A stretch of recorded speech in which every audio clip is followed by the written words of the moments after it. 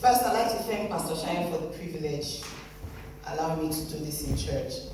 And then I would also like to say a big thank you to God Almighty for finding me worthy to use as a vessel.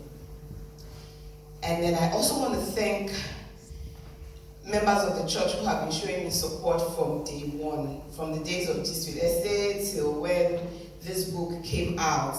I love and appreciate you guys all, and it means the world to me what you're doing to support me. And then to my husband, the man who finally brought me out of my box. There was a lot of back and forth, while I was writing this book, if this was the right time, if I was ready to really do this because of all the implications. But he encouraged me and he pushed me, and so I want to say thank you to him as well. And to everyone who has bought the soft copy, thank you, and everyone who has been patiently waiting for the hard copy is finally here. Yeah, I'm so excited. But the book really is about the different kinds of abuses that I experienced in my life from a very tender age.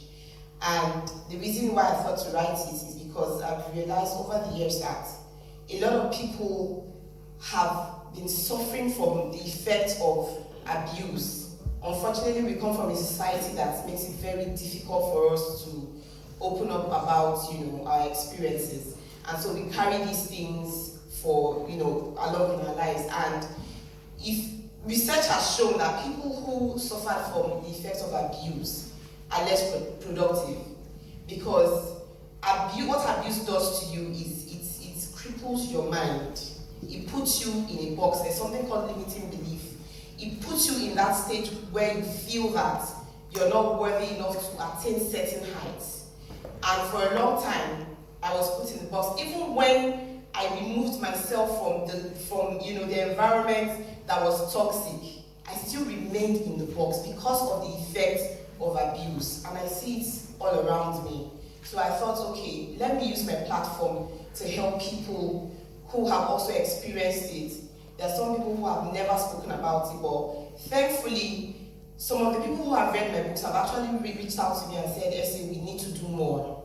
And so because of that, we're working on a project right now. Funnily, I started a project about 10 years ago, charity, because I've always wanted to give back. And I've always believed in catching them young. So I went to a secondary school and I adopted the secondary school, the public school in Nigeria, and I just wanted to reorientate the minds of younger people. Then I wasn't thinking in the line of abuse. I just had that vision and I ran with it. Okay, and then, when I wrote this book, it just took me back there that, listen, you need to go back to the young people. Okay, so the work that I'm going to be doing with the older people is healing, growth, and then love, helping me now to touch the young minds as well. So, a friend of mine read the book and called me and said, I don't understand how you can be such a happy person with everything that you've gone through. And I said to him, I made up my mind a long time ago that I will not allow what happened to me define me. I will not allow it become who I am. And so I shut that part of my life out. You can call it denial if you want, but it was a dark phase in my life. I just said no to it. I built up a wall and I created a new world.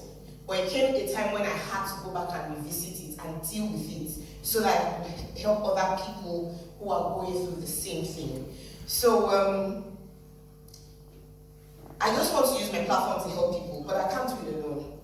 Yes, I need the help of the people that I already know. When I started my charity 10 years ago, that's what I did. I was doing it all alone until I got a few friends to join me, donations and all of that. But once again, I need to do it and I need to seek help because I realize that I won't make it on my own. So, I just want to say to everybody who's experiencing abuse or who has experienced abuse, there is healing for you. But to experience that healing, you need to desire it. Thank you very much.